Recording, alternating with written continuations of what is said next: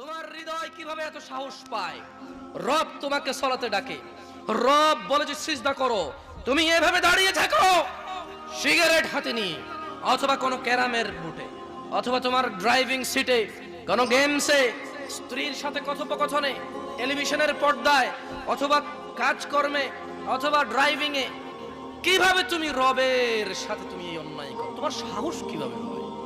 কিন্তু একটা অপরাধের কথা রব বলেছে না, ক্ষমা হবে না, ইম্পসিবল।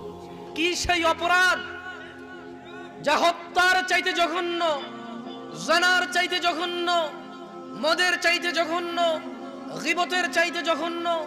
এই পৃথিবীতে আদম আলাইহিস সালাম থেকে কিয়ামত অবধি যত মানুষ যত অপরাধ করবে, সব অপরাধ থেকে এটা জঘন্য। কি অপরাধ বলো? প্রত্যেক জিন এবং মানুষ যদি তাদের যত চাহিদা আছে সব রবকে বলে, রব যত মানুষ আর জিন আছে সবার সব চাহিদা পূরণ করে।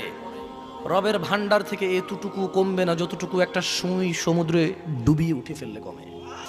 ফজরে তুমি ঘুমিয়ে থাকো, মনে করো তোমার এই সুন্দর ব্যবহার, তোমার এই গোছালো চলাফেরা, তোমার এই আধিপত্য, তোমার এই বাচনভঙ্গি, সুন্দর এই কৌশল তোমাকে মুক্তি দিবে জাহান্নাম থেকে?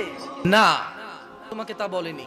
তোমার রব তোমাকে বলেছে, ইয়া আইয়ুহাল্লাযীনা আমানু, হে তোমরা যারা ঈমান এনেছো, তোমরা যারা আল্লাহকে এক বলে স্বীকার করো,